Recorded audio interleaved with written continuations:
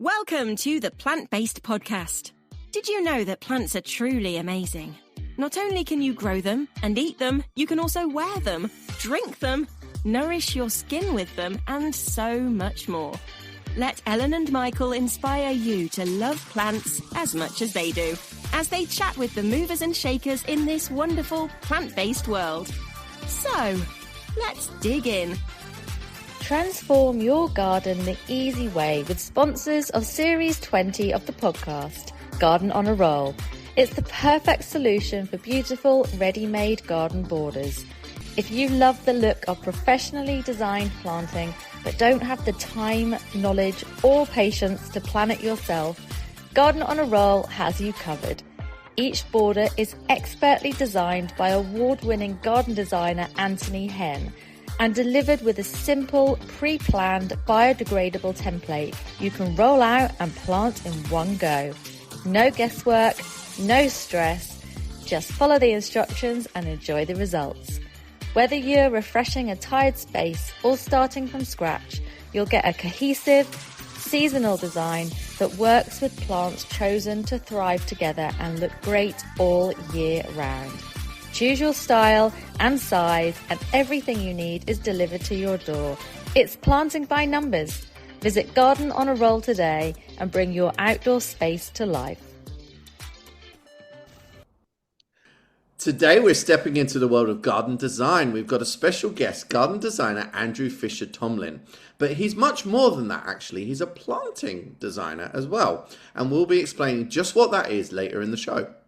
And in this episode, we'll explore Andrew's approach to design, how he thinks about space, planting, and sustainability, and what it really takes to transform an idea into a living, evolving landscape. We'll also talk about inspiration, trends, and practical insights for anyone looking to create their own garden, no matter what the size. And I'm just going to quickly add that I think we might also talk about roses. And Dolly Parton somehow. But here's what it says on the tin when it comes to Andrew. Andrew is known for creating beautiful, thoughtful outdoor spaces that balance structure with a natural, relaxed feel. His work blends horticultural expertise with a strong design sensibility, resulting in gardens that are not only visually striking, but also deeply connected to how people actually live and experience their outdoor spaces. That was written by AI, which we will also touch on in the show today. So I was listening to you reading that and I'm thinking, whoa. I started to get more and more robotic. Yeah. To get a bit of a sniff of I was thinking I've never sounded so good. Brilliant. Welcome. Welcome to the podcast. It seems we can rely on AI for an EQ boost, right? Oh la la. Andrew, we're really thrilled to have you here. For listeners who may or may not know your work, how did you first become involved in garden design? You know, what drew you to the profession? Give us a little background. I think quite a lot of people in horticulture, you're kind of growing up with a family of gardeners. I have memories of tomatoes in glass houses with my granddad. But actually, more than that, in saying that, I always remember I had an uncle who was a helicopter pilot, and I was standing in the glass house with sorry, I've gone completely off script. Carry on. I remember being in this glass house with the tomatoes and smelling them, and the helicopter came over and did a little dip towards us. And I was about 8 and things. So it was either gardening or helicopters. So I kind of went down that route. But when I left school at 18, I didn't really know what I wanted to do. So that's why I left at 18 rather than go to university. So I tried something else for a few years and then went to Askham Bryan College. And I fell in love with horticulture probably in my mid-20s, really. And it was kind of, being surrounded by nature and gardeners that were the background, but probably the bit that really made me think, I need to go into horticulture was having a small garden in Balham, and that kind of drew me into that career. It was kind of just that doing of gardening was the bit that made me think, I kind of want to do that. And I was fortunate in I had a next door neighbour. I had 2 next door neighbours who were landscape architects. So kind of I explored that a bit. Went to Ask and Brian, did an HND in horticulture. Very fortunately for me, I had they introduced an extra year, which was University of Leeds for a degree. But in staying on and doing that, I got to design the garden that Ask and Brian College did at Chelsea. So Ah, kind of that wonderful. was my first experience. So I was very kind of fortunate right at the start of that. Hmm, amazing. And like, so now, what does your job look like on a day-to-day basis? What sort of stuff are you doing now? As because you do some teaching, you're also involved in some charity work as well, aren't you? And of course, the bit of design. Yeah, yeah. It is a mix of things. I love that. I've never been one to do the same thing the whole Oh, time. same. Ellen Um, as well. Mixed yeah, portfolio girls we yeah. are. Definitely.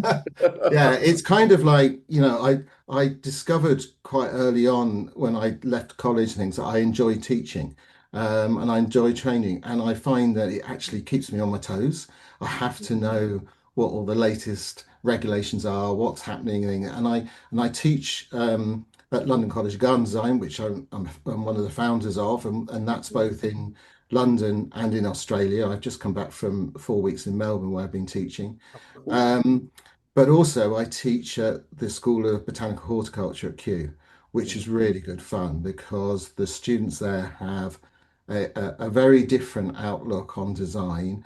They have phenomenal plant knowledge, and I always say when I'm marking their work, it takes me twice as long as anything else because I have to look up all these plants they're using.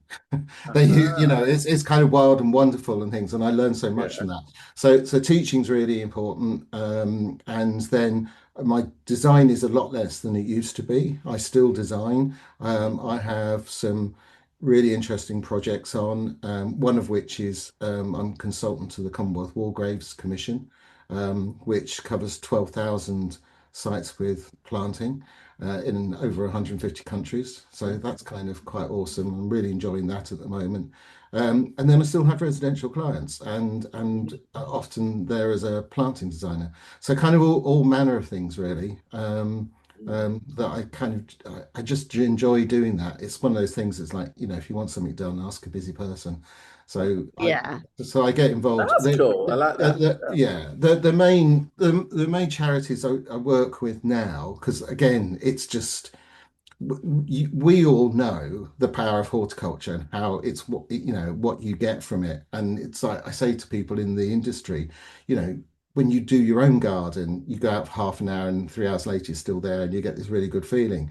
So if you imagine what that does for people who've got motor issues, learning difficulties, all the kind of other things. It's amazing. And so most of the work I do, we're just about to start a fourth garden for Green Fingers, the Children's Hospice charity, and but I'm the patron of Veterans of Growth, and we are helping veterans that present themselves primarily with PTSD, but there's lots of other issues there and not necessarily to give them a career in horticulture, just to actually, it's kind of horticultural therapy. But there's amazing people come who work for it and come through there. Yeah, that's really amazing and so varied. What a lovely career for you to be able to put your skills to use in all those different environments. Yeah, absolutely. I just really enjoy it. I guess I like people, and and there's that really important thing. I can't remember who said it, but it's kind of you need to surround yourself with people who are not like yourself, people Yeah, from different social backgrounds, Right. different ages, everything like that. Teaching really keeps you young. It's I really bet. important, Yeah, yeah, and it's great because you do meet people from all different walks of life, and that's part of the joy of what we do. oh Yeah, my God, people and plants. the amount of wisdom in the first 5 minutes is incredible. Honestly, this is There amazing. you I'm go. sure it will go. I'm, It'll I'm gonna have to decline. get my notepad. What are Uh, you like? And people often hear the term garden design, which is what you do, and planting design, which is what you Yeah. do, used interchangeably. And like you've also used those terms with what you just said already. Yeah. So I'd kind of love to know from your perspective what the difference is between the two and how you apply them within your work. Yeah, this is a question I've been asked quite a lot recently because of writing a book, which is Yeah. about planting design.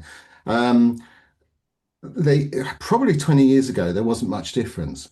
Not all garden designers are planting designers and vice versa. Planting design expertise now is a really specialist area within a wider garden landscape design arena, particularly with landscape architects, because there have been probably a couple of generations of landscape architects who weren't given horticultural planting design training.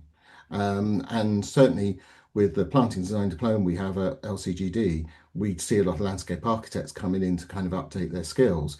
But it also means for people like me, particularly on commercial projects, um, I've often found myself as the planting designer where the landscape layout has already been decided. Mm. Increasingly, I'm brought in at the start of projects to work on the kind of structural master planning and layouts, usually to maximize the vegetation and improve sustainability. And that's partly to do with regulations around planning and things. But there is a definite planting design as a specialism, and there are a lot of people who concentrate on planting design because their background is in things like having a really good gardening company. They don't want to be garden designers. They're not interested in the materiality of that or working on a scale where they're setting out the whole garden. They're just kind of interested in plants. And so some people are like that. Whereas for myself, it's primarily that I've kind of probably 15 years ago, I decided to go back to my roots and really try to do a lot more in planting. And it's kind of the more you do it, the more people you know it who know you come to you for that specialism in a way. But I still do design some gardens and some layouts for commercial projects. They come alongside that planting. Hmm. Okay. So obviously we've got you on the podcast here today to get some free garden design tips. That's the only reason you're here, Andrew. Yeah, yeah, So when you approach a new project, yeah. how do you approach Rude. the How balance between rude. the kind of hard landscaping and the soft landscaping? I'm sure when we did the interview about your book up at Waterstones in Piccadilly, there was some sort of ratio, wasn't there? Because we talk about the hard landscape and soft landscape, and that has changed a little bit over the years as well, if I remember rightly. Yeah, I think Yeah. that conversation it was quite a lot of it was about how it's changed. Mm, I mean, I'm obviously biased towards plants, but clients, especially residential clients, want space for people. And so I kind of need to listen for customer signals and often mm, negotiate that space. 'Cause quite often we're talking the same language. And okay. because I'm kind of known for planting and an emphasis on sustainability, you kind of you end up attracting those sort of customers. A really good friend of mine, Sam Moore, creates much more kind of entertaining spaces where that hard landscaping is kind of front and forward. Mm, And that's the sort of customers he gets all over the UK. And we often discuss well, excuse me, our styles and approaches might change, and how we might influence each other. But 20 years ago, there was a kind of fashion for rendered concrete and large areas of paving and things like that, and the planting felt like it was pushed to the edges. mhm. Whereas now planting is it is almost kind of the majority of the space. It's front and forward, as I say. It's and even down to things like people taking out their lawns and actually planting meadows of some sort, whatever that might be.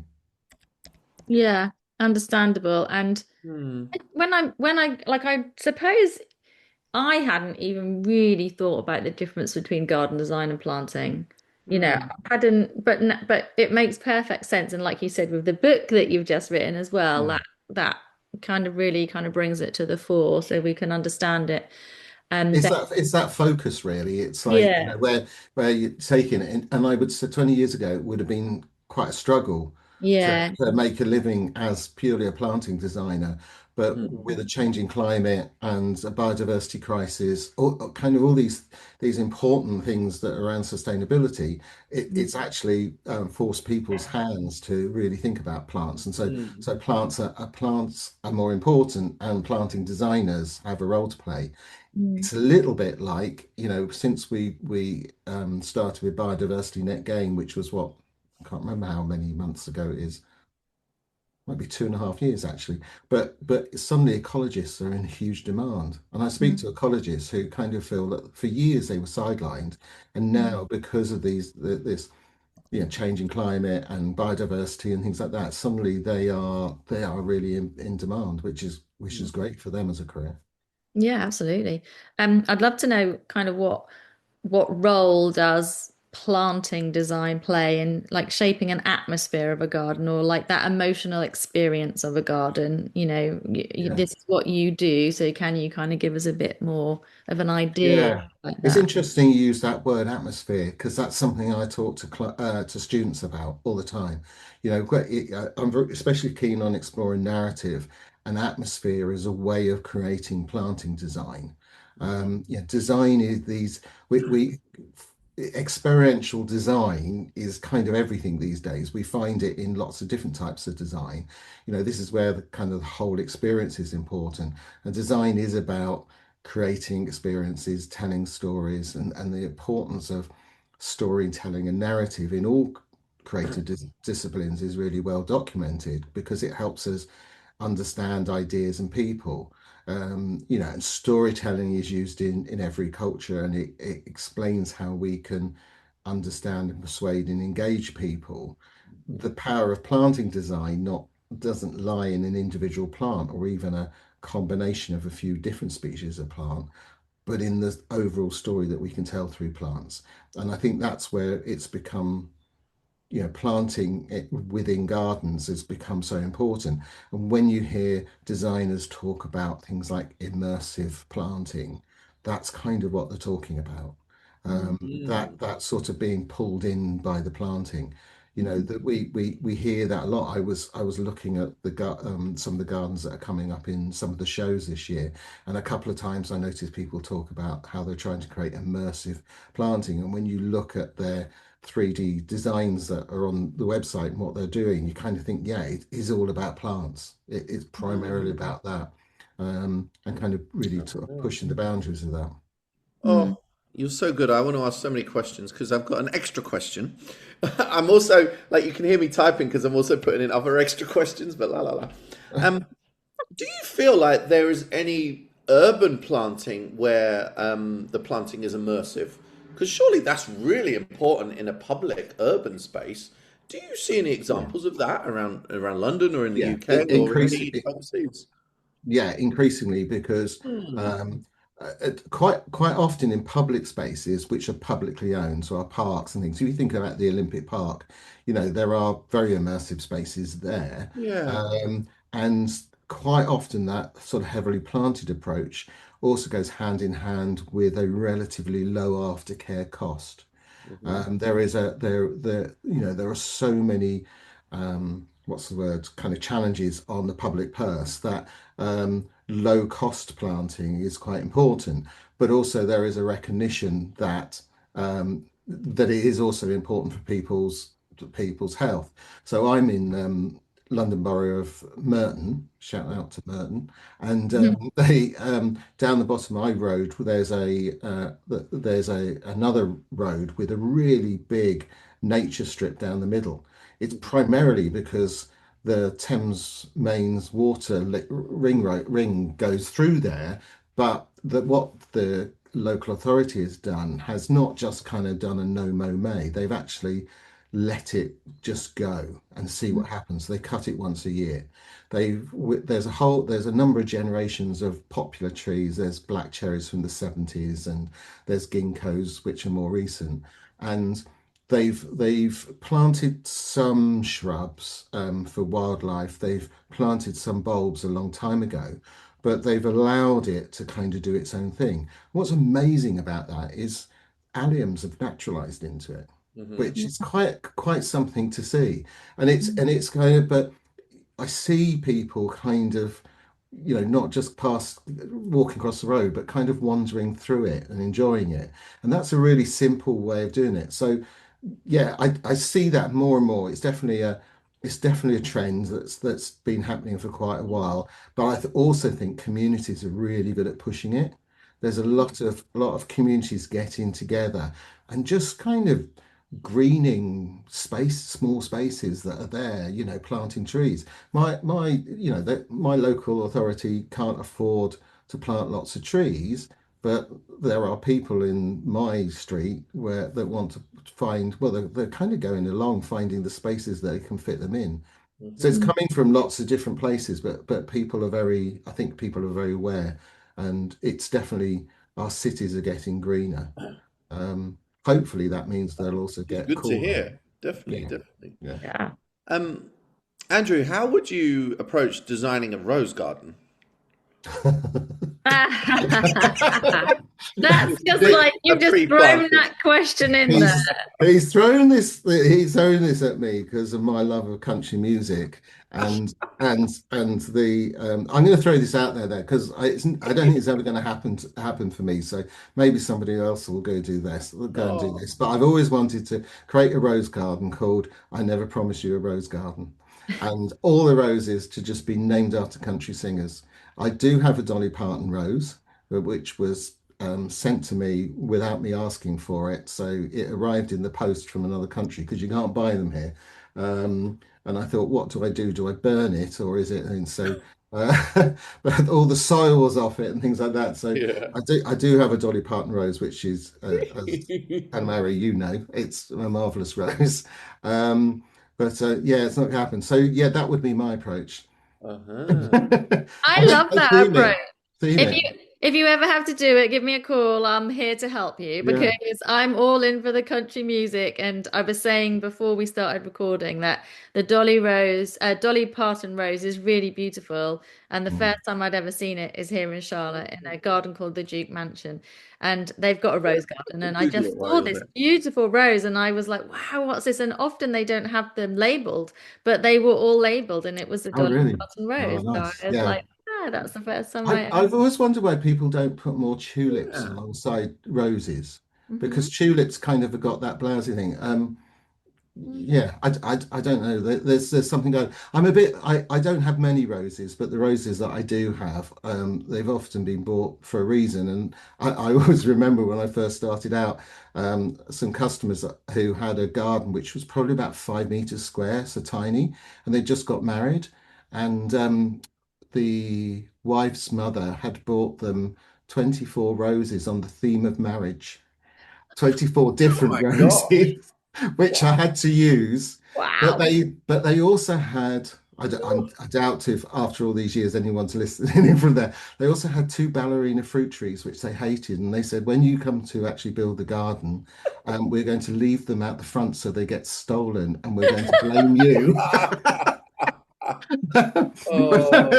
Oh. Yeah, I've got an Alexander Zizzy rose, which was named by Alexander McQueen for Isabella Blow, and it's absolutely beautiful. It's really, really Mm. fabulous. But I've never had any success. I've got a couple. I've never had success in rooted cuttings or anything like that because you can't get it. But it is a fabulous rose. Oh, what color is it? Kind of peach. Okay. Peach doesn't do it justice, probably. I am colorblind. Okay. So No for all we way. know, it could be Oh. yellow. I was gonna say it could be any color. Well, it's Yeah. it's No, funny I you do see mention color. it's funny you mention yellow because my next question is going to be, but maybe you can't answer this if you're colorblind. Why are people snobby about yellow in the garden? Joe, I don't know. I've been at Denman's Garden Yeah. down in near Arundel today. We were wandering around, and obviously that was you know the garden of two people, and there's kind of these amazing golden evergreens and lots of yellow, loads of Mm. primroses, loads of daffodils. Ryan, the gardener there, has done something wonderful with tulips this year. He's almost kind of color coded the areas. You kind of you walk into this garden and this is the pink tulip area and this is Oh, the white, cool. and it really, really works. Yeah. And I don't know, because for me, yellow is that kind of first sign of spring. It's joyous. It's Yeah, about, it's so I uplifting. don't know. I don't know what that's about. Oh, wow. I totally They need agree to with you. boil their heads. Yeah, I don't get it. And I do find it really funny that so many people like they don't like yellow in the garden, but almost everyone's favorite flower or the flower that everyone loves as a sunflower couldn't be more Yeah. yellow. Mm. Yeah, You yeah, no, know? that's true. And also the like yellow is a great it's a great shade plant. There are lots of shade plants that are yellow flowers. And also there's lots of winter flowering plants like hamamelis which are yellow. So even if some on people tend to tell me what sort of color combinations they like. So I'll often test that out with a mood board and say I'm kind of thinking this direction, but sometimes I'll put something in just to see if they do say I don't like that. Oh, really? But you can change you can change the color in a season. So okay, you might not like yellow most of the year, but something like that in the middle of winter can be great.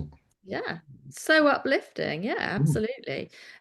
Obviously we've touched on sustainability and like climate already, but how do you incorporate sustainable principles into your planting designs? So it is yeah, more than a tick box because honestly, I'm just going to put this out there, but I see so many places tick the box in horticulture, yeah, but they're yeah, not really doing it. So how yeah. how can we really do it? Firstly, I agree with you. I think in some ways, as an industry, we're the worst ones at greenwashing. Um, Sustainability in landscape and horticulture, the key place we can affect sustainability is in the environment. The most important to me is how I might organize planting in four layers. Designers often talk about three layers of planting. They talk about trees and shrubs and perennials. I kind of always talk about four layers, and the fourth one being the soil. Mm. I recently talked at Talking Plants in Sheffield, and it was really interesting that we started having this conversation. I started talking about how glyphosate and the use of glyphosate is so wrong, and I've never used it in 40 years. And a Mhm. number of people came up to me afterwards and said that they'd worked for well-known designers who see nothing wrong with using glyphosate. They won't use herbicides, they won't use pesticides, but that they kind of clean the soil, they kill the soil. Mhm. And I'm kind of shocked by that because there's no need for it. We can affect, we can do so much as gardeners and designers in bringing sustainable um, decisions and solutions to gardens, particularly around the soil, um, and thinking about how we reuse and recycle what's there already. Architects always say the most sustainable house is the one they don't pull down. Mm. We can do the same with gardens to try and use everything that's there. There are gardens local to where I am in Wimbledon, which I've been in three times to three different people and been passed on. But the trees have always stayed the same. The trees I planted on the first one are still there for the third one. And we can do a lot. And so it's kind of environmentally, loads of stuff we can do. Biodiversity, we can do a lot, even in a really, really simple way, which is kind of just looking over the garden fence and seeing what other people are planting and planting something different. Most local authorities now, they have lists of what trees are planted in the streets. So you can look at that and see, what's not planted, plant something different. You can find out really from some really good sources like Bartram Trees and Kew Gardens, kind of what the trees are of the future. What is going to do well for the next 50 to 100 years. I kind of always upset people by saying one of the worst trees in terms of its how it's coping with climate change are birch trees. And Mhm. designers go, oh, but they're so pretty and they've got white bark and things. It's like, yes, and they're dying. They're not coping well. They're native trees. And if you've got big landscapes, yeah, plant them. But there's lots of other really great trees that you can plant, Mm. which is going to help us improve this diversity of trees we have.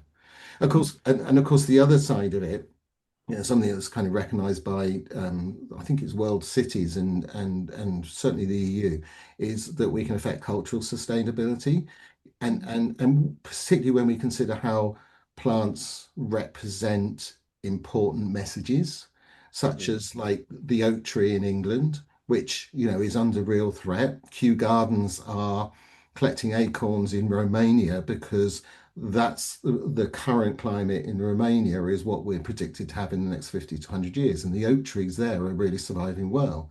But Right. there's also something like, the sycamore gap tree. There's what is it? The Fortingall yew in Perthshire, which is one of the oldest living things in Europe. And Wow. these represent, really important things. And I was really pleased when the ash tree in Glasgow won the UK Tree of the Year last year, Yeah, and because it was kind of like it just showed you how communities value trees. It's, absolutely. and it looked like it was self-sown. We've obviously got issues with ash trees, but this one is kind of I'm growing here and everyone's supporting me, and it's great. Yeah, I And loved that's it too. yeah, I mean that's part of we need to kind of think of that cultural sustainability as well. It's important. Mm, cool. Well, completely a different subject now. Again, what about AI and Uh, design? Do you mm. see opportunity? Do you see threat? What do you see in terms of AI and how that might influence things in the next Um, few years? I think my feeling about AI is like anyone would say, kind of it needs to be used sensibly. Mm, Um,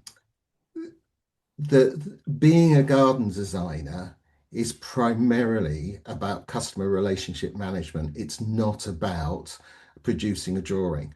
Producing a drawing is probably 10-20% of the role of a garden designer. mhm, I think AI will actually push us to be more creative and more imaginative. That's something I talk about a lot. I've written about as well. But I think mhm. creativity, imagination is really important. And when I kind of look at the last 10 years of garden design, I, I found that at times it's quite boring because people are just copying Mm, each other. if yeah. if people are just copying each other, AI is learning that. It's learning that as a way of designing gardens, and I've seen gardens designed by AI. So maybe we need to sit there and think, how can we be more creative? How can we be more imaginative in how we are creating gardens? But also, as I say, the AI is not going to build the garden. It's not going to manage it. We're dealing with a living product that's going to change from day one of it being planted. And those relationships between a designer and the customer and the landscapers and the nursery people is really, really important. So I think that's it.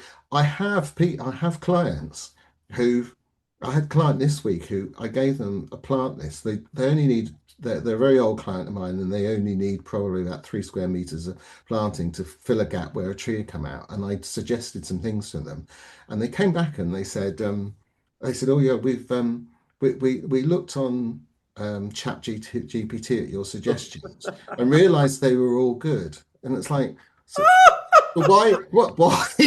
But so we think Funny. you will do that. So AI seems to be kind of being used to test me, you Yeah. know. But I'll argue my call. Reaffirm. We call it reaffirming instead.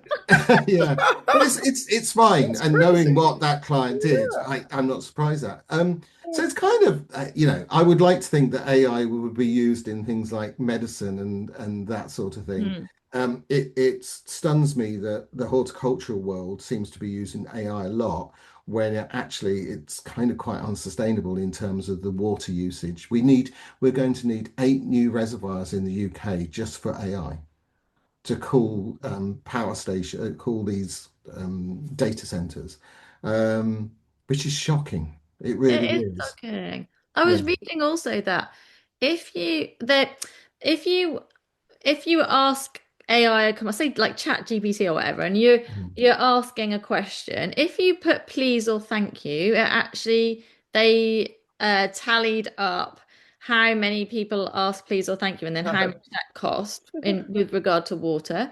Yeah. It's extortionate.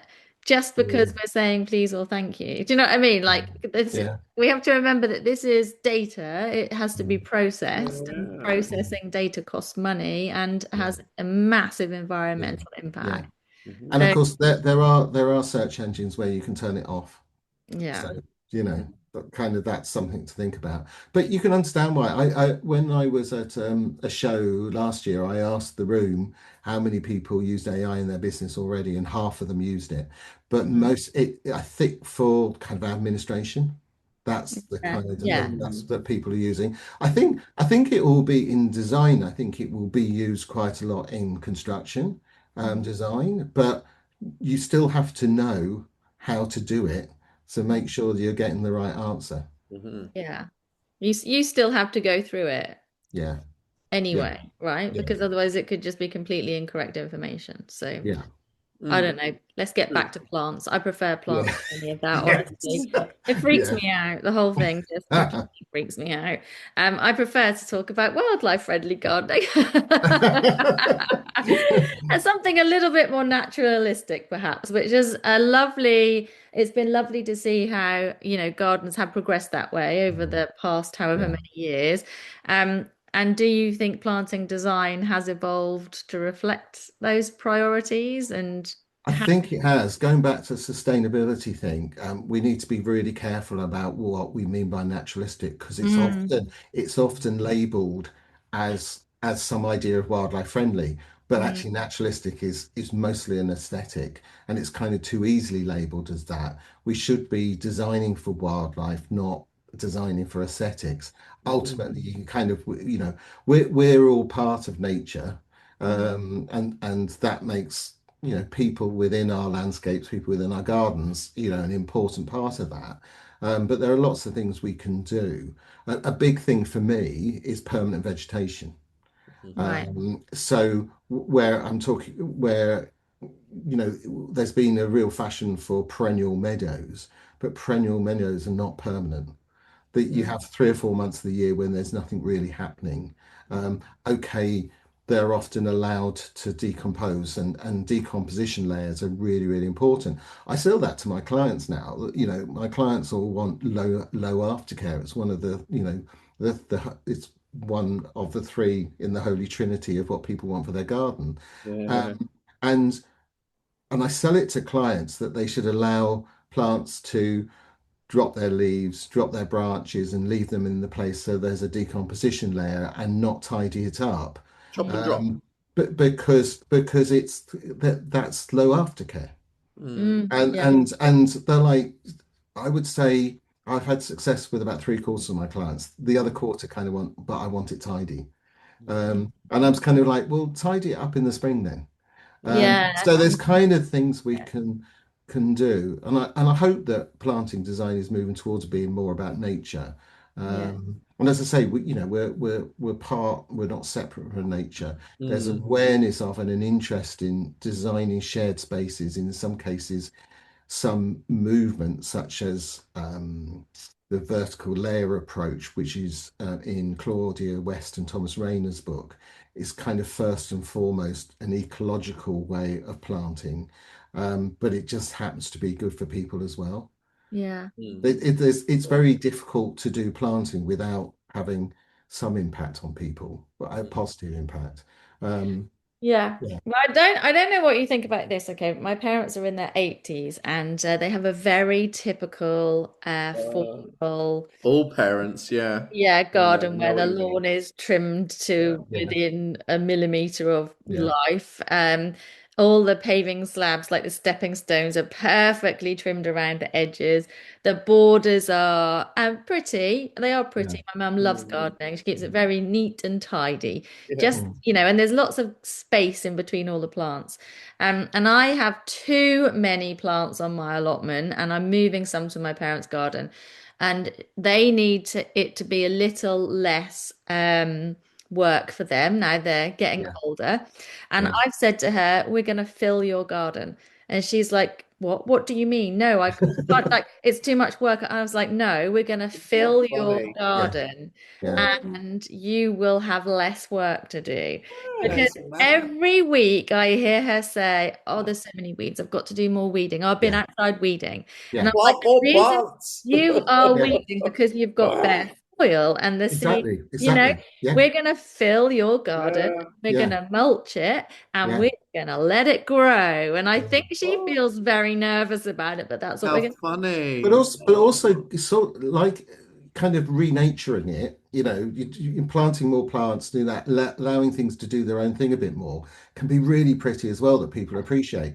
My mum, we for probably about 3 or 4 years before she died, we actually let the garden grow a bit and naturalize. She's up in Nottingham, and there's a native campanula there, and it's soft sowed anywhere and everywhere. And so for a certain like month, it was just absolutely magical. It was amazing, and people would stop and stare and things because yeah. and it was great because you noticed like other people not pulling those up, Yeah. in other gardens and things like that. So it's just about you may need to sneak a few things in for your mum. She's probably listened It's to this. about Mum, what the sorry, neighbours but She think. you need might. to, but you might, Yeah. but once people Mm. can see what the impact is, I think, Well, why not? I have I to, agree. Ellen, you remember when I was living in Suffolk in a kind of cul-de-sac, and Yes. my garden was like a completely wild prairie style garden, and it was generally seen as the messy garden in the Yeah. close. I just knew that. I But Yeah. remember it pictures was of the that. best Yeah, garden, honestly. Honestly, it was awesome. I would pull up Yeah. onto the drive and there would always be something new to see. It was always full of Exactly. insects. So, It was yeah, it was very cracking. nice. Yeah, it Oh. was yeah. cracking. Yeah. This probably leads me neatly into our next question. How do we stop what I call Love Island gardens? You know the set of Love Island. Don't tell me you haven't watched it.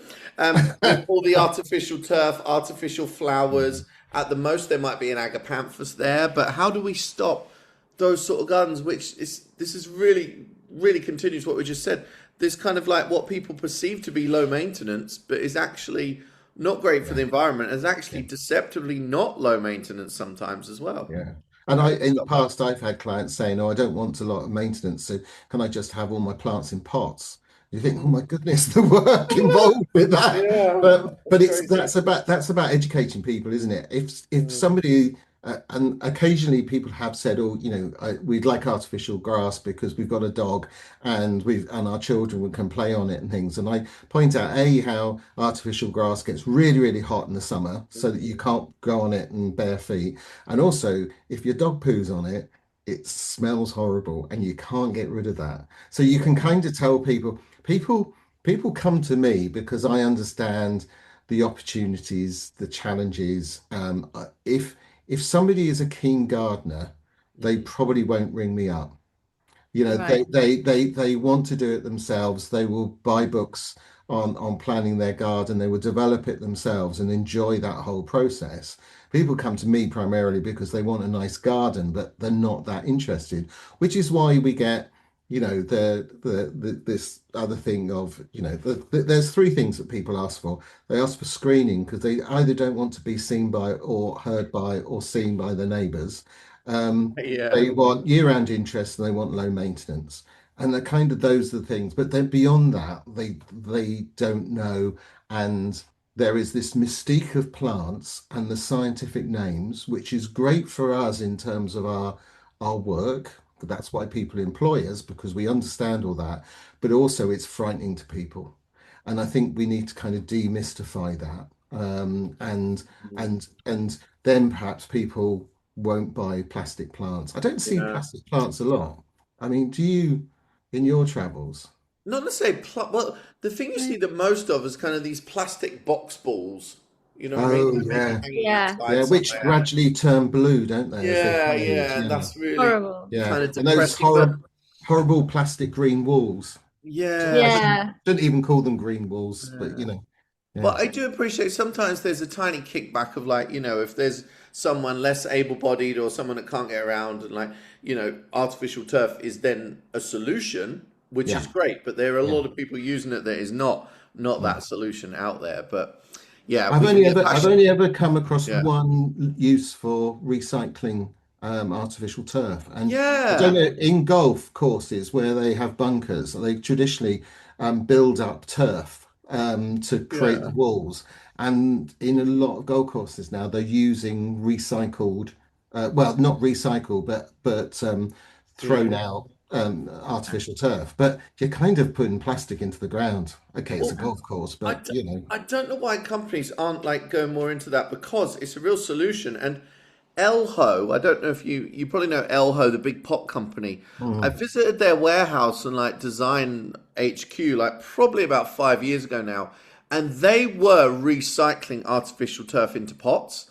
Oh, But when I really? last spoke to them a few years ago, they weren't doing it anymore. No, I know Right. Cappy Europe were doing it with like coffee grounds, and they were looking at different materials. But like, if someone could just recycle this artificial turf, then it takes a little bit of that.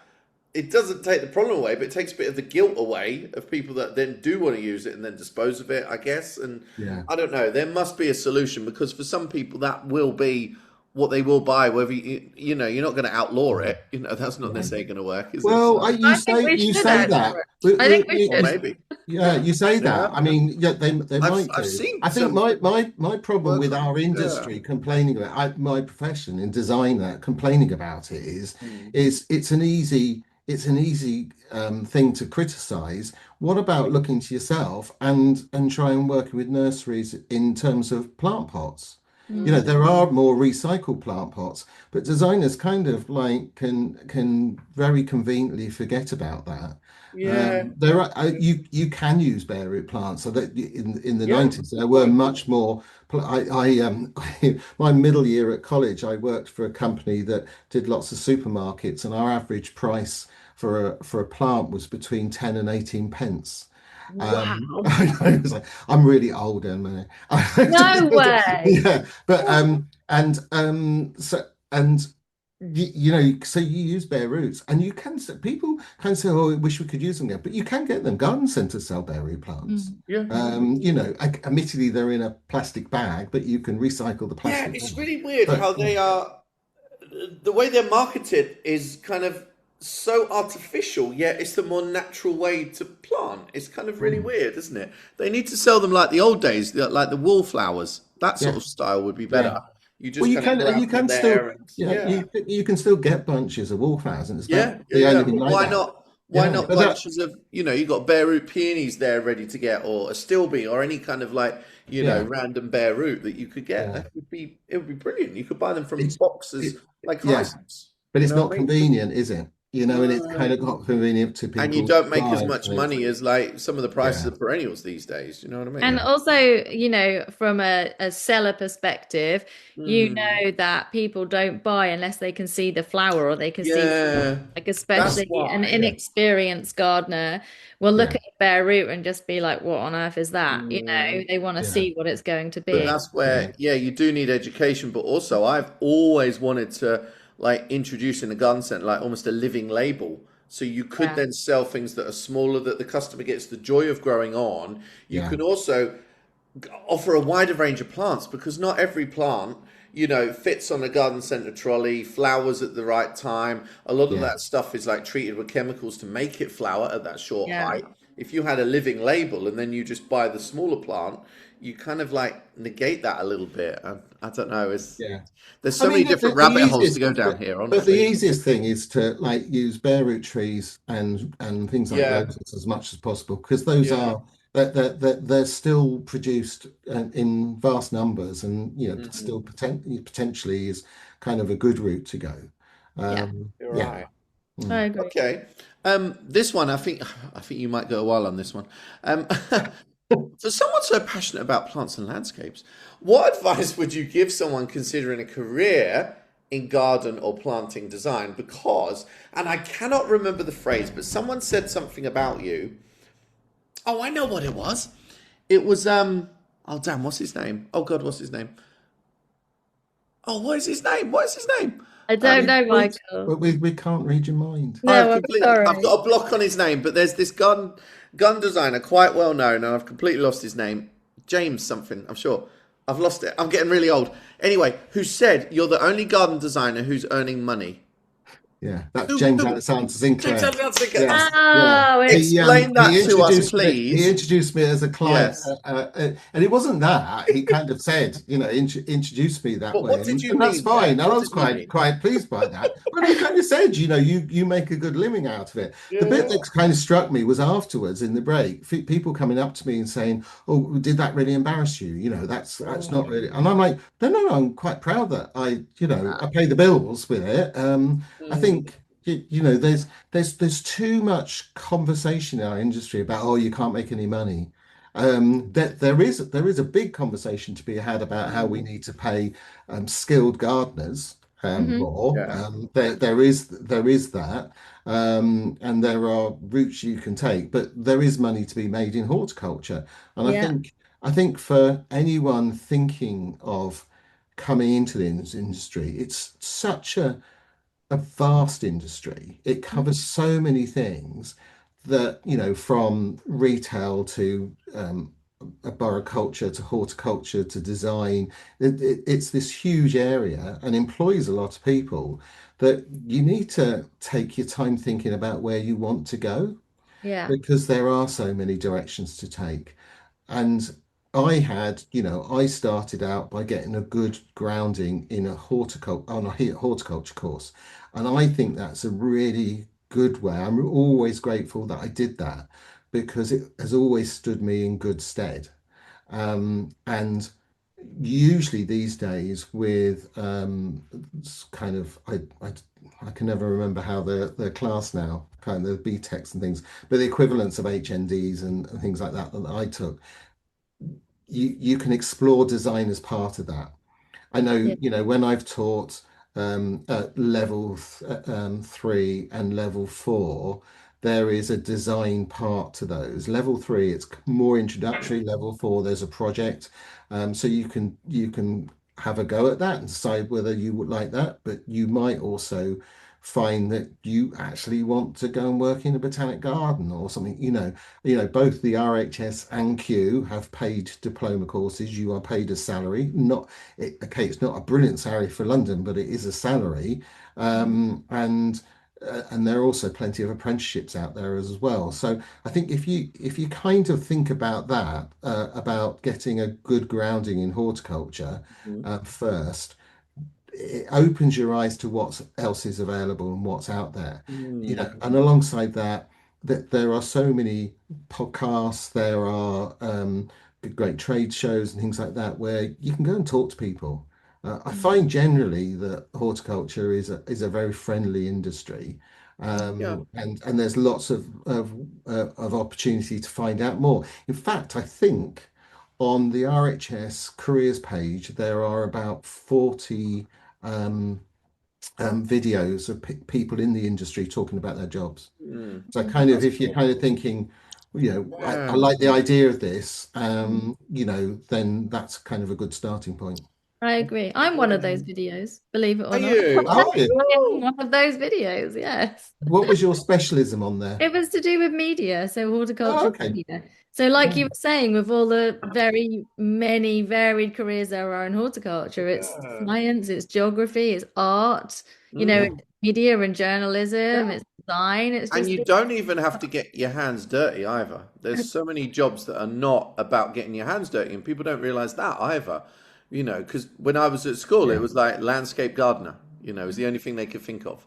If you and that was a catch-all, wasn't it? Yeah, totally. Yeah. Well, was that in Victorian times, Michael? No, I'm still 27, to be honest. Yeah. Are you? A long time.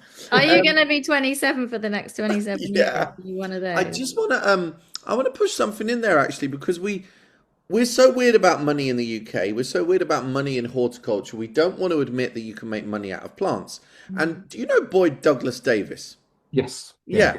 He was brilliant. He said something to me. We were at a little kind of a soiree about a month ago, and he said he'd been to talk to some students, and they were like chatting around on the table, like, "Oh, you won't make money with plants. You won't make money in gardening." And Boyd, he got out, and he's got a holiday home in Devon, and he got out a picture of it, and he said, I've got horticulture to thank for that, because he's like showing them that he's like, "Oh, I've put my hand up in the cool. What does that mean?" So, but Yeah. anyway, it's not going to blow up, is it, Ellen? I wonder why you moved. So he like he showed this like picture to like illustrate that he made money from plants Yeah, and horticulture, and he's not yeah. embarrassed about it either. No. And what I almost feel like, because we were talking about a potential careers like fair thing that's like sometime in October, and I feel like almost should show what we earn and have some like leaderboard, or not leaderboard, but just show what we earn, because Yeah. we're always so cagey about that. But because we're so cagey, no one really understands what horticulture is worth, and so people don't charge what it's worth. And like, I don't Yeah, know, people but are quite apologetic about it, and they're apologetic. That's a and good they're word. Good word. apologetic about things like selling plants and making money on them. Yeah, But you know, exactly. I always thought the worst thing a client could say to me was that my fees were reasonable. You know, just kind of, I oh, I'm like not that. I charging like enough. that. I like that. Yeah. But I know, I charge a markup on plants. If I go to garden centres, and admittedly, I'm not far from, I'm in Southwest London, so I'm in some expensive Hmm. garden centres near me and things. But I'm also there's places like Blue Diamond and that, great garden centre. And I look at their prices and I think, well, people could go there and spend all that money, but I'm Yeah. cheaper than a garden centre, and Yeah. so make money on plants, and supply a whole service to people, rather than kind of apologize for it, I guess. Yeah. I think it's a very British thing to do as well, We're very Yeah, kind of Yeah, I funny. wonder if this is yeah. happening in all industries. I wonder if it happens in like chef and cooking industry, or Who knows? yeah, or But plumbers. I think you're Plumbers are right. always my Culturally, embarrassment. culturally we don't. It's rude to share salaries and things. But I think we can encourage people to see how you can make a good living out of this industry, Hmm. so Mm. it keeps people. And we can also do a lot more to make sure that entry level jobs are paid better. Mm, You see some shocking adverts for, with shocking salaries, yes. that people will pay, and I wonder how they actually get people to be gardeners Yeah. Yeah. in those places. Agreed. But Because but sometimes that, like, if when I was at school, it was the last resort. Do you know what I mean? To offer me yeah, to be a gardener, but yeah, turns out that's what I wanted to do. So yeah. fair dues. But like that was how it was seen. So Mm. then that is why it's seen as low value. Do you know what I But the mean? classic is David Cameron talking about long-term unemployed people are going to be employed in gardening and picking up litter, and it kind of put Mm. us in our place, Yeah. didn't it? You know. Remember you saying that? But Yeah. I don't think people necessarily think that. We kind of, again, it comes down to educating people Mm. what we actually do. Because if you're a, if you have a gardening business and you've done a 3 year diploma and things, you're kind of, you know so much. You're kind of a GP in the garden. Okay, it's not life Yeah. threatening, although Yeah. Yeah. kind of more and more it is becoming life threatening if we don't, Mm. plant and things like that. So we kind of need to educate people more. Agreed. But Yeah. I don't know how you do that. Maybe we need earthier, pithier gardening programs, not, Yeah. not nice, gentle middle Or, class. well, earthy epiphany, but also ones that are more admitting the commercial world as well. And like Yeah, maybe like let's show what like a plant factory is like, because most people don't see the parts of the industry that I see, for example, in the Netherlands, or yeah, like here yeah, in the UK or Germany. And they just imagine that plants are just grown in a shed with like ladies with straw hats on, just like dancing around. And it's like it's a serious industry, and it's like yeah, it's as commercial as anything and yeah. sophisticated. And yeah, it's I just mean, the figures, I can't remember, but from, vaguely, I think if I said about 25 billion a year that contributes to the economy, yeah. I Yeah, don't think I'm that yeah. wrong on that. And No, I think you're right. there's, so we need to be paying people, and I kind of feel that about things like show gardens as well, where Mhm. everyone is paid, and then they suddenly have volunteers to do the planting at a flower show. Mm. Yeah. We need to kind of be looking after people better. Mm. Yeah, agreed. And I think the educational really starts at school, Mhm. school age, and also with careers teachers, because I was told there wasn't a job for me in horticulture when I was, when I said, I don't know, when I was 15 years old at school or whatever.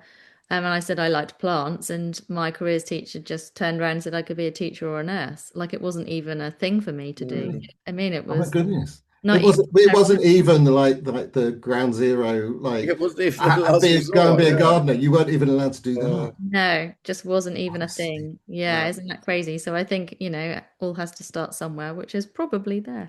Mm. But in your varied and awesome career, Andrew, what is next for you? What's coming up? I touched on a little bit earlier. I'm Hmm. doing a lot of work with Commonwealth War Graves Yeah. Commission, which is really fascinating. Always wanted to work for them, so that's really, really good. I have a few heritage projects that I can't tell you about, but they're really interesting. One of them is a few of them are actually redesigning spaces that have been concrete or paved or just grass and for centuries Wow. and making them planted. So it's kind of interesting things like that as well. And we are actually in Australia. We're launching to talk about kind of challenges with getting people into horticulture and things there. Horticultural courses have been on a downward trend, and so we're launching an online horticulture course, a kind of a real time one. So there's kind of lots of things in the mix at the moment. In London we launched a course on plantsmanship, which is really about for people who love plants and don't want to go and do the exams of level 2 RHS and things like that. So there's loads of things in the mix there. That's cool. Busy, doing great things. I knew this would be a good episode. I told you, Melon, didn't I? It's just we could talk to you for hours, and we're already past the threshold. And I'm sure, Ellen, why have you not got twitchy? You usually hate it when it goes over 40 minutes. The only reason I'm twitchy because I am a bit twitchy, but it's because I really need a pee. Oh, well, I went for a pee a while ago, and I'd like passed it off as getting a drink. You're funny. I can't do that. I really do need a pee. Oh dear. Cool. But no, that was absolutely superb, Andrew. Thank you, Andrew. So I think he's interestingly, frozen at that. I think we he's are frozen at that just at moment. the end of the episode, and Andrew's feed has completely frozen. But we Oh, did get Willies. all the way through to the end. So Oh, at least we don't have to do sad goodbyes. we can't do awkward goodbyes because Andrew has disappeared. But Oh, no way. thank you, Andrew. That was really, really good, really inspirational. Thank you. Hi, flower farmer. Hello. Are you all right? You're not going to keep moving around, are you? I'm actually just finding a really good spot so I can sit Oh. down and there'd be a little bit of better You're so signal. cute. Here we are. Why do you always look so American in America? Well, so did you. Do you remember? When Yeah, you I were know. here? It's so weird. I don't know what happens. And you were like, oh, now I get it because I look American too. I know. Look, So where I'm are by you? a little harbour in Dordrecht. Oh, it looks very pretty. Why am I so red-faced? Every I don't filter know. makes me look red-faced, or is that my real face? You not do sure, look quite actually. red. Yeah, you Yeah? look quite red on there. Well, it's the sun. It's always the sun. It's Well, like it's such an April showery weather when it rains, and then suddenly it's like then opening up to like beautiful skies. It's really cool. if you could send some of those showers over here, that would be absolutely great, please. Oh, really? Do you know what? None of us like the weather we've got, do we? When you're flower farming and you're in the middle of a drought, though, believe me, you would do anything for Yeah. some rain. So Oh, yeah. no way. So Anyway, tell us how the situation is. this This is like a live. What do you call it? This is like an Instagram live. it is, isn't it? It's a tale of two cities, is what I would say. You've Yeah. got all. Yeah, I don't know. The veggies are doing because I have a veggie bed as well because there's space, so why Yeah. not? So I've got loads of veggies. They're doing a little better than the flowers. Yeah, the Lysianthus, the 600 hmm of them haven't done very well, but thankfully I did save half of them and put them on my hmm balcony. So I they're think I going think in. you put them in the freezer. Put them in the I got, freezer. I got half don't in think the they'd like freezer. that. Don't worry. They like cold to begin Uh-huh. with, but not that cold. Yeah, so I'm replanting those. hmm hmm Yeah, it's kind of slower going than I would like because, as you know, I like things, done and you sorted. Did you ever think, Ellen, that how impatient you are, you probably chose the wrong career? Like literally, this is probably the thing you shouldn't have chosen. No offense. I think that gardening is the only thing that gives me a little patience because Do you it's think? sometimes it's completely out of your control. So when I'm gardening, I have Mm, much more patience in like everyday what you life. like? It gave you that little balance. Yeah, indeed. Can I just Ooh say, la la. you said to me that I look so American in America, but I think you look very Dutch when you're in Holland. Really? Yeah, What is possibly Dutch about this outfit? I don't. I think maybe it's just the colourful jacket, Yeah. hats, that kind of thing. It's Yeah, like I just came here on the bike. Yeah. yeah, exactly, Oh, exactly. I'm really like, I'm at the tail end of like, I really need a haircut and a beard trim because I feel like my face just gets so busy. Busy Like, face. yeah, like, and then suddenly I have a haircut and a beard trim and I just feel like, oh, I feel like a new person. I feel like a new woman. So I need that. But I was like, I'm never Sorry. sure whether I should cheat on my barber or not. So I nearly like walked past one earlier and I was like, should I go in there or not? I don't know. You That should do church, yeah, that church is really on the wonk over there. Can you see? Oh, it. I I'm, was behind your head, so no, I I'm can't. gonna spin. Hang on, girlfriend. Jesus. But you asked me if I could see it. Yeah, well, I can't find the right button. Jesus, you're so impatient. What? That was No, not it's me really. being impatient. That's really on the wonk, isn't it? Oh my gosh, it's almost sideways. It's almost as if your No, phone is no, but sideways. seriously, when it is up, look, can you see that? Like, how can they let these things? Like, how can they be confident they're sinking at the right speed? Do you know what I mean? It's very well organized. Guess that's called engineering. Yeah, but it's so extreme. You always see ones. Why am I so red faced? Jesus. You're so funny. So what are you doing Sorry, in Holland anyway? What's going on? What are you there it's for? none of your beeswax. Oh, I've well, literally never said that in my life. Look, my eye's that's still the a bit end of our bulgy. call Sorry. then. No, I will answer the question. Sorry. Thank you. What am I doing? I'm filming like some other little uh episodes for the Grow for a Day little project that I've been. Oh my gosh, that sun cream! I didn't wipe that sun cream into my face. Well, you're very What's distracted today. You're what very was that distracted. line? You're very What's that line on distracted my face? by What is your all that? What's appearance. all that? Or What's on my face? maybe it's grey hair. I got no idea what that thing is. I just peeled off my face. um, anyway, la la la. Yeah, for Decorum, the plant brand, I've been filming these Grower for a Day little videos with them where I go to a grower and they give me a little job to do. And it's amazing how such simple jobs can be actually really difficult. And not just difficult, but you have to do them at speed as well. Like, what was it? I was at Vrugden Hill on Thursday because we were filming on Thursday and then again tomorrow. No, I don't mean that. I mean Wednesday, then again tomorrow. And it was simply putting calla plants, calla lilies, into a sleeve. It was so Okay. difficult because Really? you've kind of like got to get them in really quickly and confidently so they don't like catch on the side. They got the leaves have got to be like hugged so they go all the way down. And you've also got to do 40 in a minute. It's really so 40 in a tricky. minute. Yeah, That's a yeah. lot. 40 in a minute. Yeah. But it's like it Wow. looks so simple. It's crazy. And what Wow. other I was helping to switch on the watering by computer at Right. the Jungle Star Nursery. And then the third one, what was the third job I did? What was the third job? I don't remember, but I think it was amazing. You don't remember. Oh, I want to remember now. But in the past, they've been like, maybe like bunching up tulips or kind of like planting hyacinth bulbs. The other one was like scooping these hyacinths that time. That was really such a specialist task because very often these things can't be mechanized and they do look more simple than they are. But when you're trying to do it under, oh my God, I know what it was. It was selecting plants for an order for a garden center Yeah. from Direhove Nursery. But the real trick was it needed to be in decorum quality. And decorum quality is like the best of the best. And there's like certain standards for this. And I needed to choose the plants from the crop that met those high standards. And I had to pick out a Calafea order, Agalanema, and Cordylines. And Wow. it's so tough because they then judged me on how quick I'd done it.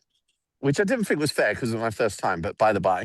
But also they were judging kind of like the quality, and like then when they then kind of inspected, they were like, to see if they were all level, so that it looks like a quality product that just arrives at the garden centre, and not something that is a whole load of mess.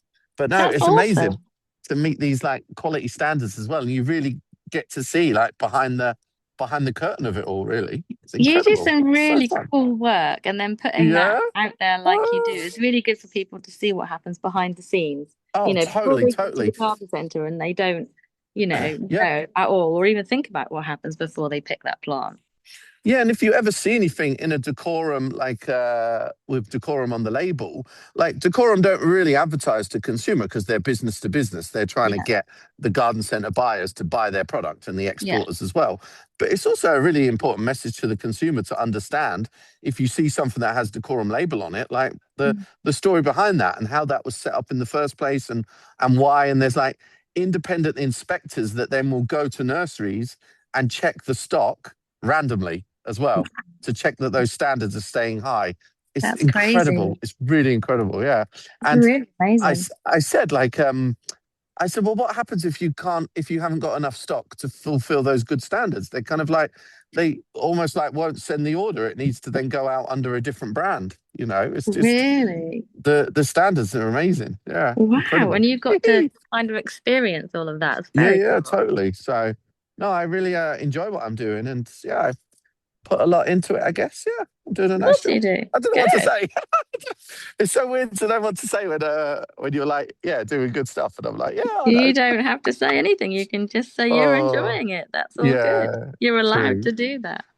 True, Moo. That's lovely. So how long are you in Holland busy. for? Oh, just 2 to 3 days. Yeah, okay. Really. Okay. But you seem very busy, Ella Mary. I love it. Yes, I am. Really cute. I do love it. Also, I don't know what to say to that either. Really, like we're all busy, aren't we? But the flower farm, and then that's all. You jump around everywhere now. You're back in US. That's super. And you're doing the retreats there. Tell me about that as well. Got a retreat coming up. It's not till next April. It's the first US Wild Wellbeing retreat. So that's in early April in the mountains in North Carolina. Yeah, I'm actually going up to the mountains tomorrow to look at a job, like a quote. Early April. Yes. Early April. Yeah. And then sorry, early April. Early April, yeah. What do you mean by that? Early, I think it's 6 to the 8th, something like that. Oh my God, there's a car on a crane. Sorry, I am interested in your retreat, but look at the car on the crane. Look, can you see it? Look, it's a car on a crane. Car on a crane. Look at that. I'm really not sure what's so exciting about that, to be honest. What? Oh, sorry. You're a girl. You're not going to be into that. But a car on a crane. Me. But honestly, any male listeners, viewers will love to see a car on a crane. Look at that. It's been lifted in the air. It's been lifted off a boat. I'm sure that's not just true for males, I might add, but it's just not true for me. Gosh. Anyway, back to you.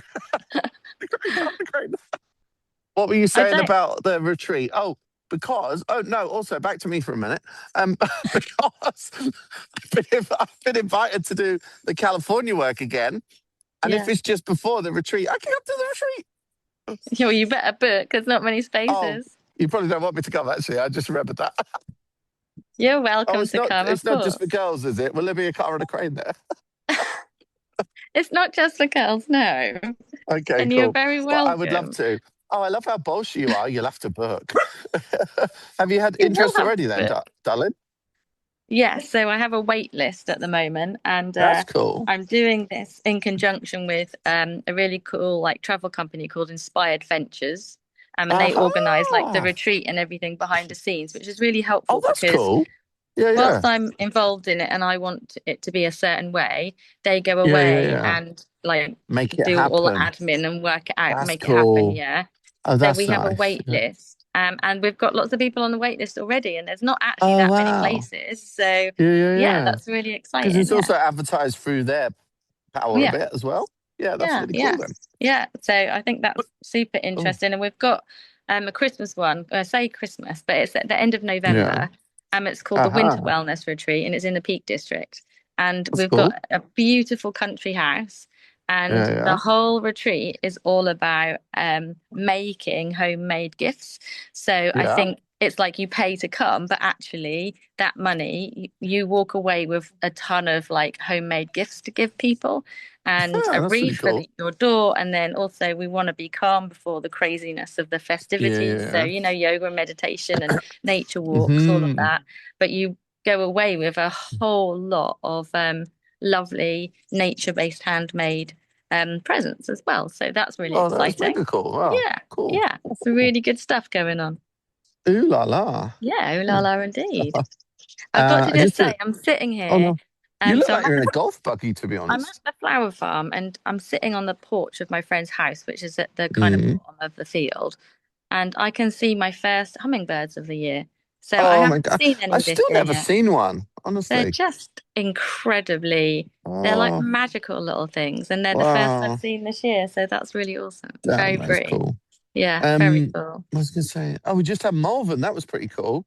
Yeah, how did it go? You were Yeah, hosting the houseplant stage, yeah? yeah. I think pretty cool. Yeah, I Good. think everyone was excited. I was presented with some coffee bags for my work. It's really cute. Ladybird Plant Care at the end of one of the sessions, she was like, "But I think there's someone we'd like to thank." So cute. I never had That's that so happen to me sweet. before. It's really sweet. Yeah, yeah. So, Oh, uh, oh, and yeah, and like wandering around, it's like really full on when you're there, yeah, and it's nice because like almost like sharing the stage with some people and kind of being there through it, kind of like is really nice to kind of like, especially when people are nervous, you kind of just sort of have a bit of a conversation. But it's so yeah, nice to just then, I don't know, pick. I actually really enjoy interviewing people. I don't know. yeah, me too. I Yeah, think I it's really like. I Yeah, think it's something I really enjoy. yeah, Um, and yeah, and then looking around like the show at the end of the day, which feels like having a lock in because you can obviously move around a bit easier at that time of day and get to all the different corners. So that was yeah. pretty cool. Yeah, Good. no, I loved it. All I'm week. pleased. No, 4 days was it? Yeah, but it's just been honestly, my diary is so full. That's why today this is like a national holiday in Netherlands, and I was like, I really take that day as kind of yeah, just to You chill. And need to. I've been to the cinema, Melon. What did you go? What did you go to see? The Devil Wears Prada. Oh, I saw that. It I was saw that pretty last cool. week. Yeah, I really Oh, liked did you it. I like? thought it was Yeah. fun. Yeah, I thought it was didn't good think it was fun. amazing, but I thought it was very No, good. Yeah. yeah. So, I mean, it's. but I don't know that it is an amazing story in general, but it's just a nice yeah. story, and it's just a nice watch. Just like, just a very relaxed, easy watch. And I thought it was really good fun. Oh, I liked it. totally. And Yeah, I feel like it had really modernized itself a bit without being too cringe, if you know what I yeah, mean. Did you yeah. notice that? Agreed. Yeah, Yeah, I agree with that. which I Yeah, thought is a something that is not easy to manage with things like that these days. yeah, So yeah. yeah, I get like that. Yeah, the new Sex and the City and just like that really kind of was so cringe when it came back.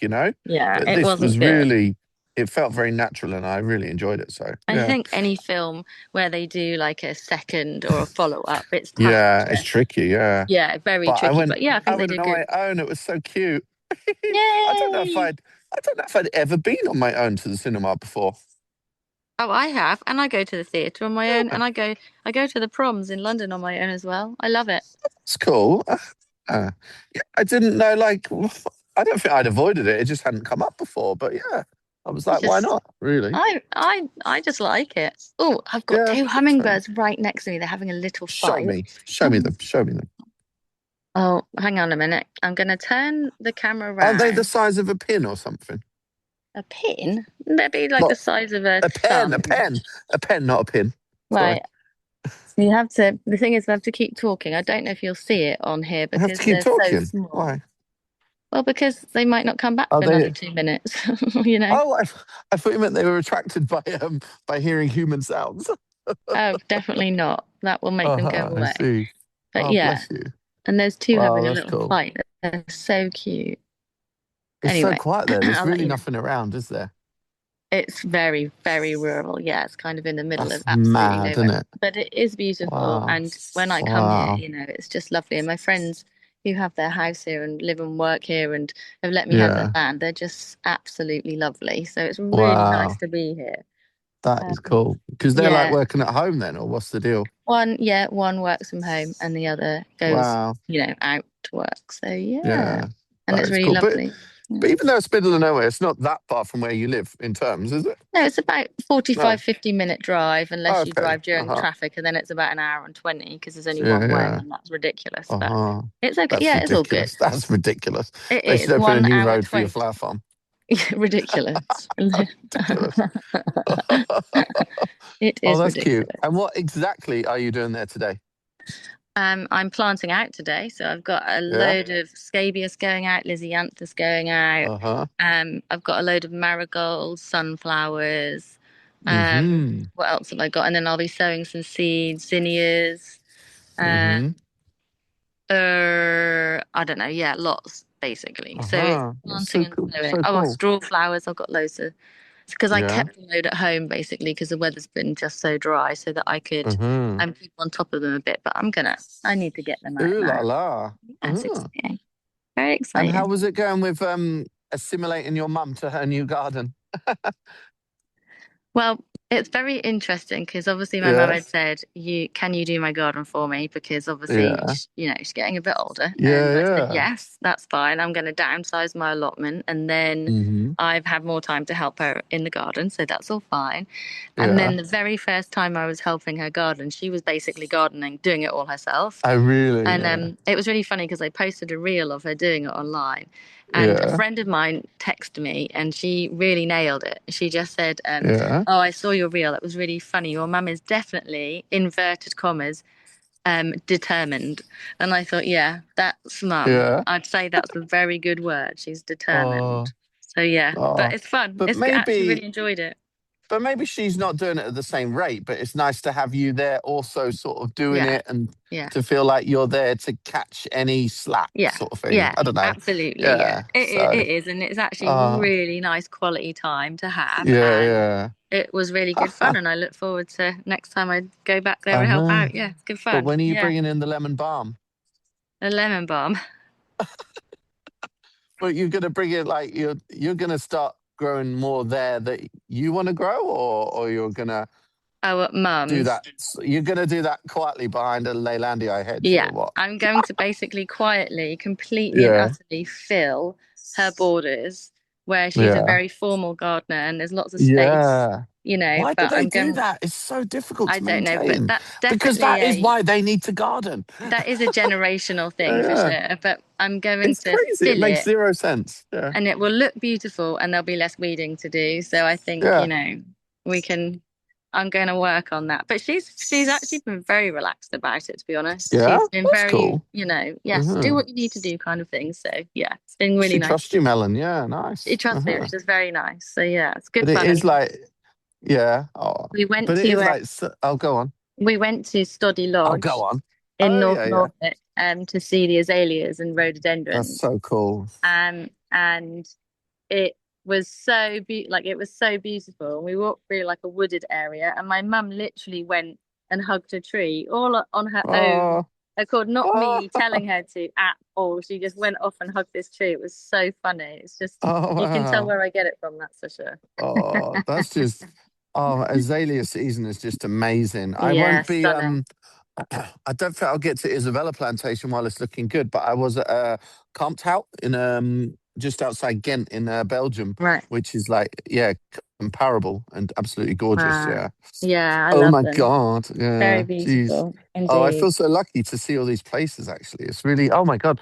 Something else that was cool was I went to the Belgian kind of Chelsea flower show, the Floralian, which was pretty good. But also just opposite there was like must be the university garden in Ghent, and there was some really cool stuff in there as well, and some like azaleas that I'd never seen before. It was really oh my God, this is so much to discover. It's just amazing. Yeah, I know. There's so much to see and so many different varieties of everything, and every place you go plants a little different, or it has a different atmosphere or different feel to it.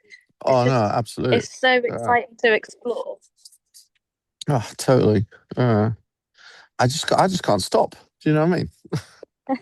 Nothing wrong with that. Keep going till you don't want to anymore. It's all good. Yeah, true. Oh my God.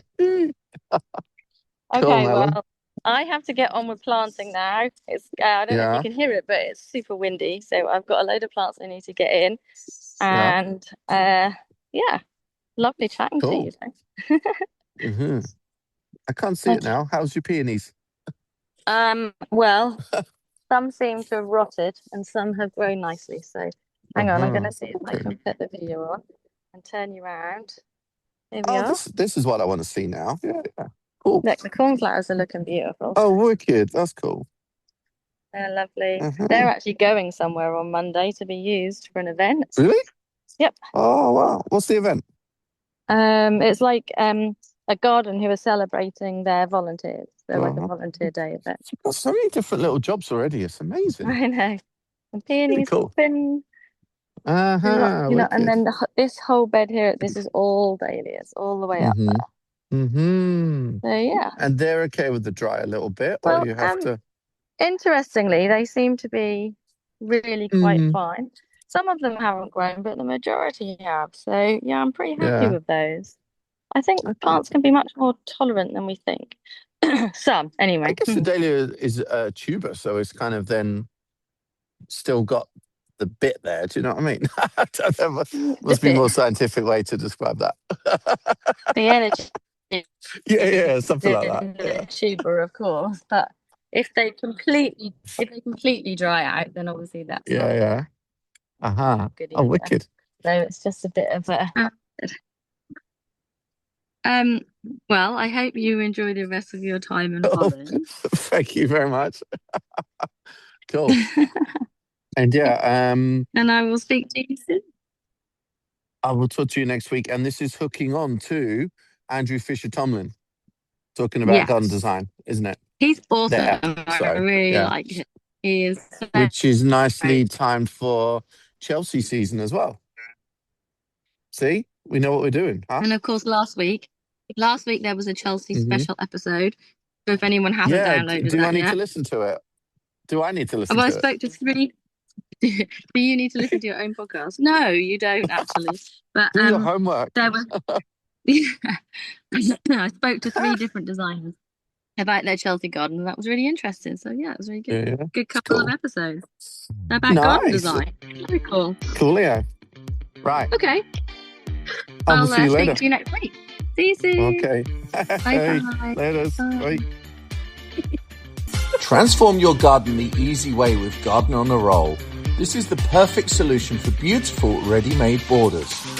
If you love the look of professionally designed planting but don't have the time, knowledge or patience to plan it yourself, Garden on a Roll has you covered.